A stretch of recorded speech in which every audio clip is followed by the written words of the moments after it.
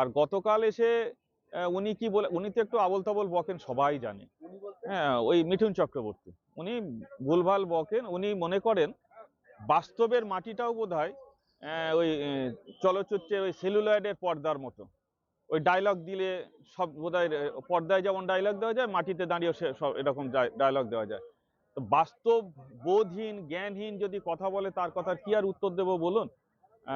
এখানে আর কিছু বলার নেই, কারণ এটা বাংলার মাটি, সম্প্রীতির মাটি, সৌভ্রাতৃত্বের মাটি। আর এই মাটি থেকে কিন্তু উনি লালিত পালিত হয়েছেন, এটা ভুলে যাবেন না উনি।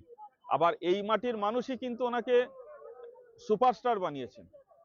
এই মাটির মানুষই কিন্তু ওনাকে সাদরে গ্রহণ করেছিলেন। ওনার এই আবোল তাবোল বকার জন্য ওনাকে পরিত্যাগ করছেন, আগামী দিনে আরো বেশি মুখ ফুরিয়ে নেবেন। এইটুকু বলতে পারি, ওই চলচ্চিত্র অভিনেতা মিঠুন চক্রবর্তী যা বলছেন সঠিক নয়, এবং উনি সেই ডায়লগবাজির মতোই কথা বলছেন। বাংলায় দেখুন, কোথাও যদি অনভিপ্রেত ঘটনা ঘটে থাকে, সঙ্গে সঙ্গে কিন্তু এখানকার সরকার যথাযথ ব্যবস্থা নেয়। যে দৃষ্টান্ত ওনাদের দল যেখানে ডাবল ইঞ্জিনের সরকার আছে কোথাও দেখাতে পারবে না, এবং সেখানে তো বাক স্বাধীনতাই নেই।